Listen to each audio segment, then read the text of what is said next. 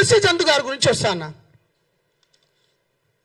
తను ప్రతిసారి నాకేం తప్పుంటే మీరు క్వశ్చన్ లేని మళ్ళీ మళ్ళీ మళ్ళీ చెప్తున్నా నేను, మోడీ ఉన్న సేఫ్టీ సున్నా అట.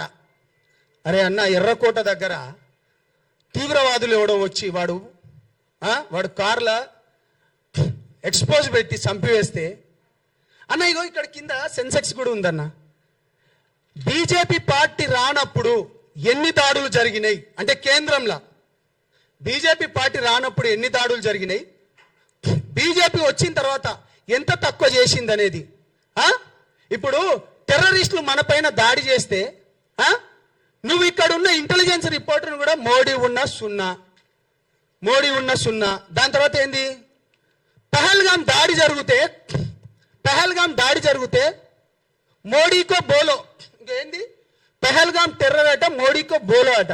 అరే మన పక్కనున్నోనికి అన్న, మీ అందరికి తెలుసు, మీరందరూ ఉస్మానియాలో అన్న మీ అందరికి తెలుసు, మన పక్కనున్నోనికి తెలియడానికి ఏమైనా అయితే మనం ఉరికిపోతాము.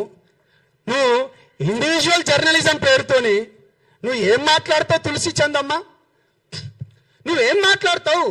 సొయ్యుండి మాట్లాడతావా, సొయ్యి లేక మాట్లాడతావా? లేకపోతే ఆపరేషన్ సింధూర్ పైనట, ఆపరేషన్ సింధూర్ పైన విద్వేష వైరస్ కు కొత్త ఆపరేషన్ అట. ఏంటిది ఇది? ఏం జర్నలిజం చేస్తున్నావు నువ్వు? ఏం మాట్లాడుతున్నావు అమ్మా?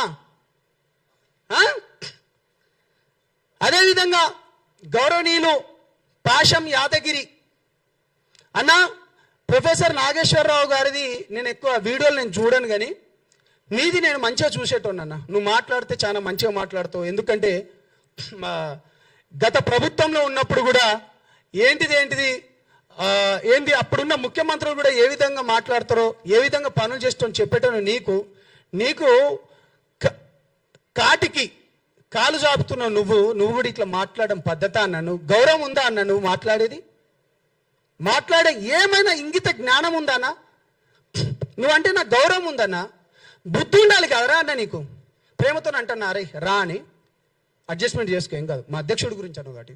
అరే పాషం యాదగిరి అన్న, ఏం మనిషిరా అన్న నువ్వు? 5 పెళ్లిళ్ళు చేసుకో, నిన్నెవడు చేసుకోవద్దన్నాడు? రాజ్యాంగబద్ధంగానే చేసుకున్నాడు గారా. ఏంద్రా ఈ పెళ్లిలో గోలా?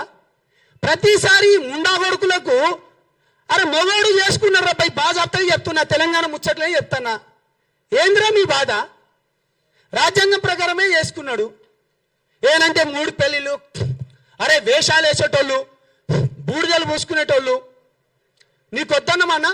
తెలంగాణ ఉద్యమంలో నేను తెలంగాణ సినిమా ఆర్టిస్ట్ అసోసియేషన్గా నేను పనిచేసిన, నేను జనరల్ సెక్రటరీగా ఉన్నా, అనేక మందికి నేను కార్డ్స్ ఇచ్చిన, నేను రియాలిటీ షో కూడా చేసిన. మరి తెలంగాణ వచ్చినప్పుడు ఇదే రసమై బాలకిషన్ అన్న అప్పుడు ఒక మంత్రిగా ఉండేటోడు 7 ఎకర్ల మీటింగ్ కూడా జరిగింది. అప్పుడు నాగార్జున గారు, చిరంజీవి గారు కూడా వచ్చింది అనుకుంటా. దాని తర్వాత చాలా మంది హీరోలు వచ్చిండ్రు. తెలంగాణ ఆంధ్ర ప్రాంతం విడిపోయినప్పుడు ఇది మీకు తెలవాలి కాబట్టి చెప్తాను. ప్రతిసారి సినిమాలు మీవి, బూడిదలు మీ తెలవాలిరా భయ్. మీకు 300 కోట్లు ఉండే అప్పుడు తెలంగాణ మన తెలుగు ఫిలిం ఛాంబర్లో. అప్పుడు అది ఏపీ ఫిలిం ఛాంబర్ అని ఉండే. 300 కోట్లు ఉంటాయన్నా, మీకు తెలవాలి. నేను చెప్పిన, అరే మీరు 150 కోట్లు తీసుకోండి, మేము 150 కోట్ల లెక్క తీసుకుంటాం. అప్పుడున్న తేజాతోని, దాని తర్వాత ఇప్పుడు ఇతను ఉన్నాడు కదా రాణా వాళ్ళ ఫాదర్ పేరు సురేష్ బాబు, వాళ్ళతోని మాట్లాడుకొని మేము అప్పుడు ఒక స్కూల్ కూడా పెడదాం అనుకున్నాం. అరవింద్ గారితో కూడా నేను అప్పుడు మాట్లాడినా. అటువంటిది తెలంగాణ వచ్చిన తర్వాత నీ తెలంగాణ వచ్చింది, అయిపోయింది. మరి ఎవడు విడగొట్టలే? మరి దాన్ని ఎవడు తీయలే? మరి ఇప్పటిదాకా 13 ఏళ్ళు అయింది. ఒక ఫిలిం ఛాంబర్ ఏమైనా ఉందా? రసమై బాలకిషన్ అప్పుడు అన్నాడు, తెలంగాణ వచ్చింది, అయిపోయింది, ఇంకేం లేదు. బుద్ధి ఉండాలిరా, తెలుసుకోండి. మేము కొట్లాడినాం.